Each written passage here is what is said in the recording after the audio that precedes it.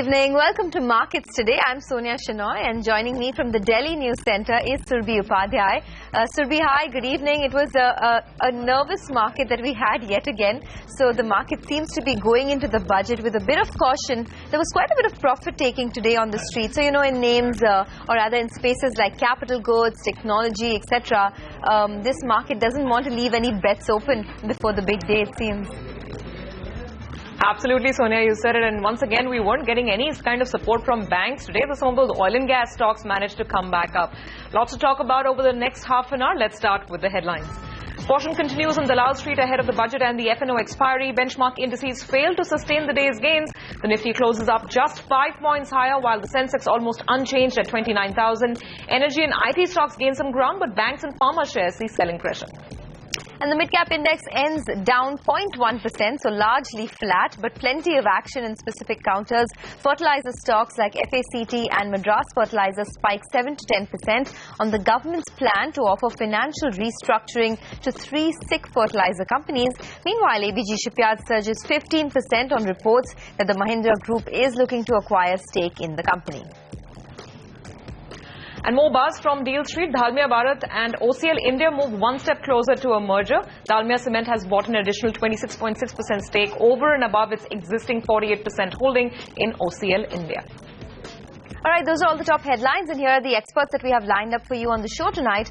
Nirmal Jain of IIFL will talk about the road ahead for the market. On the corporate radar, Sunil Munjal of Hero MotoCorp will give us his expectations from the budget, and we'll also get you a whole host of experts to analyze the US Fed monetary policy, or rather Janet Yellen's comments that came in yesterday.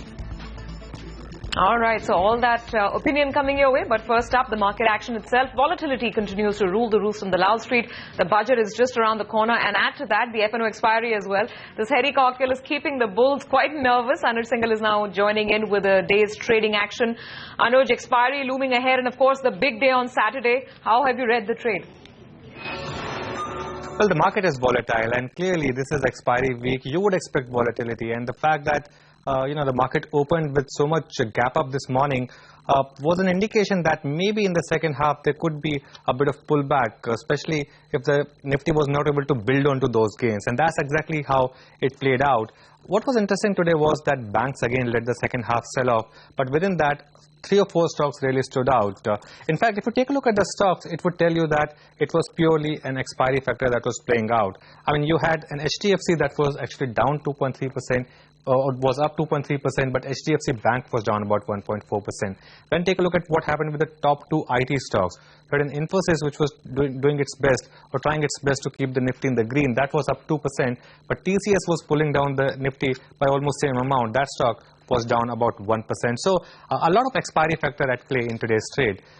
Some other stocks that were quite clearly responsible for the second half collapse today were stocks like ICICI Bank, Larsen & Toubro, and Hindustan Unilever, all of them down quite a bit. On the gaining side, ITC is one of the strongest stocks, and that's quite interesting going into the budget. That stock was up 1%, Bharti was up 2%, and cement stocks did well, led by ACC. That was up about 2%. Onto the mid-caps then. Some gainers and some losers in trade today. The advance decline ratio was almost even Stevens. So you had stocks like ABG Shipyard, Mercator, HOAC. All these stocks were up with big volumes. On the losing side, you had stocks which had been running up off late. Stocks like Moser Bear and Central Bank, both of them down about 10 to 7%. And Titagar Wagon, in fact, all the railway stocks have been seeing quite a bit of sell-off over the last couple of days. Just a day ahead of railway budget, Titagar was down about 6%. So that's the market for the day. One day left for the series which has been so volatile, and it's only poetic justice that even the expiry is getting so volatile. And let's see what expiry brings tomorrow.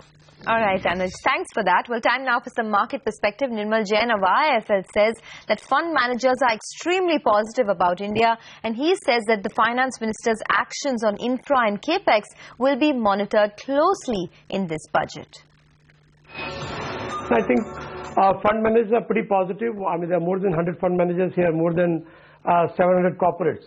But when we do a mood check with the corporates, it's a mixed bag. In fact, there are some corporates that are feeling quite optimistic and positive about future. In budget, I think overall the expectations are that the infra and the capex push is very important because I mean, you've seen that bank credit growth has been one of the lowest in the last so many years. and private sector investment is just not taking off in any meaningful manner.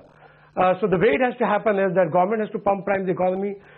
They have to make a lot of investment, which will have a cascading impact on various sectors in terms of demand. I would say that after the budget is announced on Saturday, Monday I think there may be a minor correction in case expectations are not met, or market may consolidate in a narrow range. Of course, there will be intraday volatility, but I am not expecting a significant trend reversal either way after the budget.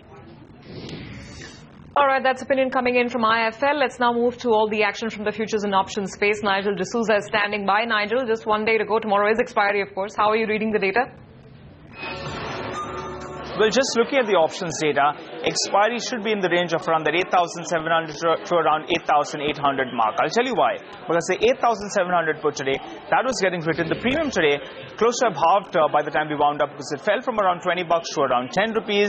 The 8,800 call as well is up for you on your screen. The premium over there as well fell to around 20 rupees from around 37 rupees. So writers of these strikes, they're making you good money. So the broad range should be at around that 8,690 approximately, all the way to around 8,830. That's the range that traders are playing for. They're writing both these two strikes, receiving that premium, and in fact hoping that the Nifty remains range bound in tomorrow's expiry session. Now, the other couple of strikes that were active today, the 9,000 call as well as the 8,900 call, both of them were getting written. They're nearly around $1 or around $2. So those call writers, they're making big money.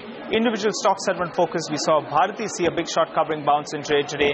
Jane Irrigation as well was high by close to 3%. Big short covering bounce being seen on that stock. Bharat Forge, there was some buying that was seen on that counter. By the time we wound up, there was some short covering being seen out there. Idea Cellular, one of the stocks that will be included in the Nifty, that one saw buying interest in today's trading session, while some big shorting was seen on the likes of Tata Chemicals as well as Apollo Hospitals. Remember, that stock is not very active, but in today's trading session, the open interest, though it seems small, the open interest was high by more than 20%. So big shorting being seen on that counter as well.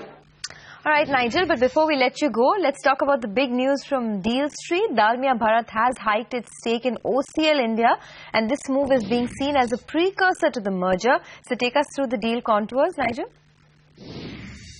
Well, that's right. We told you first on CNBC TV 18, and Dalmia Bharat did confirm in today that Dalmia Cement had hiked stake from around 48% to 74.6%. Remember, Dalmia Bharat holds 85% stake in Dalmia Cement. This entire transaction was an interstate promoter transaction, and Dalmia Bharat is the 5th largest producer of cement in the country with a capacity of around 24 million tons.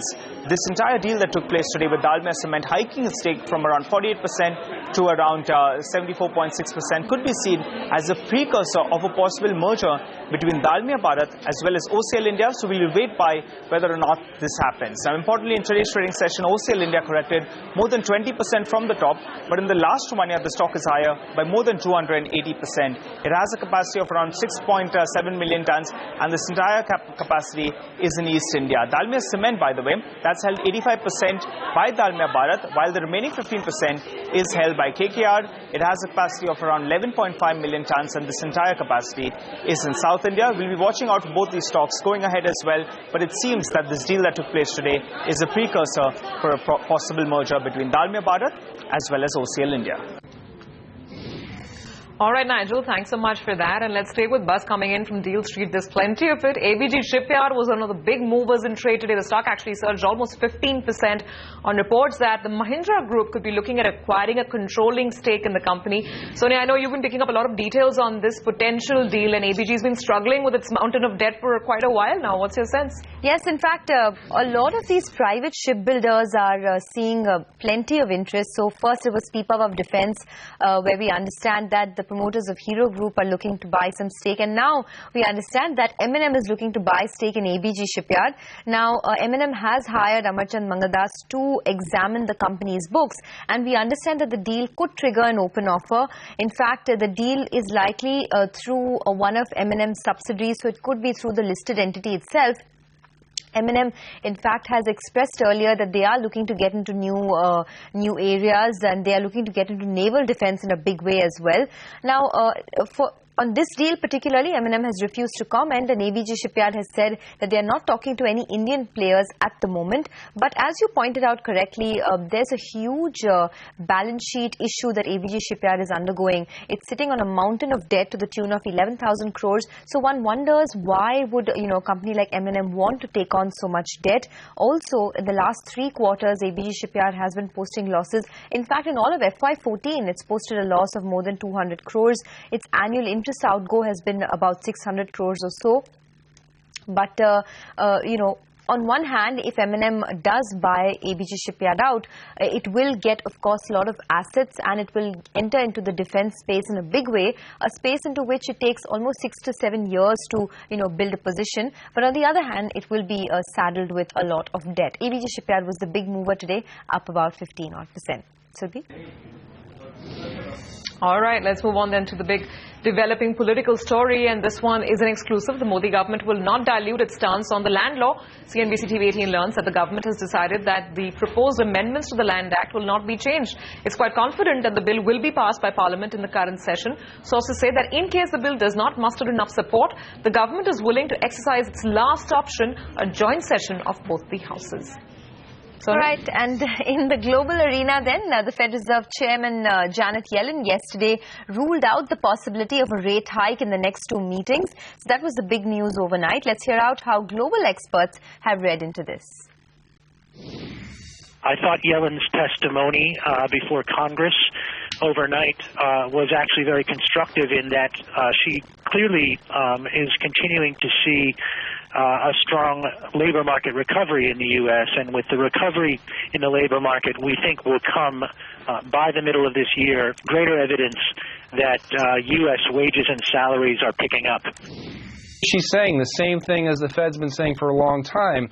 In fact, they're saying that they are data dependent even more now. She outright said today that it will be a meeting-by-meeting decision. So I think anybody who thinks that a June change in interest rate policy is completely off the table, notwithstanding Fed futures rates right now, notwithstanding the way the 2-year reacted today, I think that's a mistake. I think it's a possibility still.